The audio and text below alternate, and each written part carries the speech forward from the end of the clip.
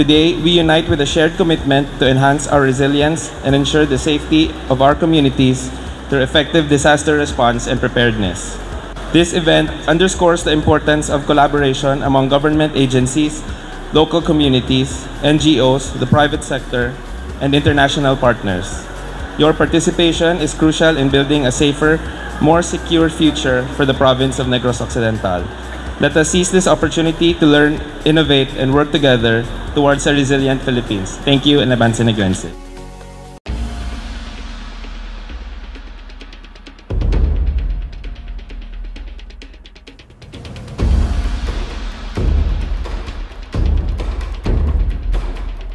Every year, July naga-celebrate kita, no? But ini hindi lang siling tungod amo gini dapat i-celebrate gid naton.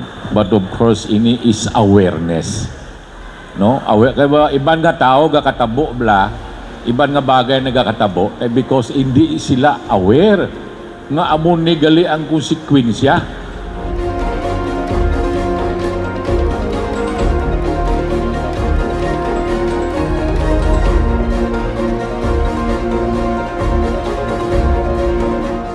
Ini mga hindi man tak hambal pigado kay kalaway man.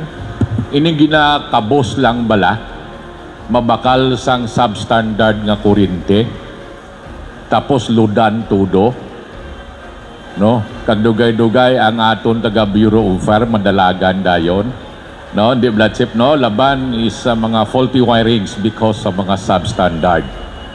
No, aton ini pagselebra subong para awareness nga ambalon sila nga hindi amo ina. Siguro sa panglakaton sa Bureau of Fire ginatudlo gina nila. No? You know, ang sunog way na tamay mahimo. Okay lang tani ang pagkabutang ang masunog, way lang malakip kabuhi sang tawo. You know, sometimes totoo na mas maging maayo kita kung may aktual.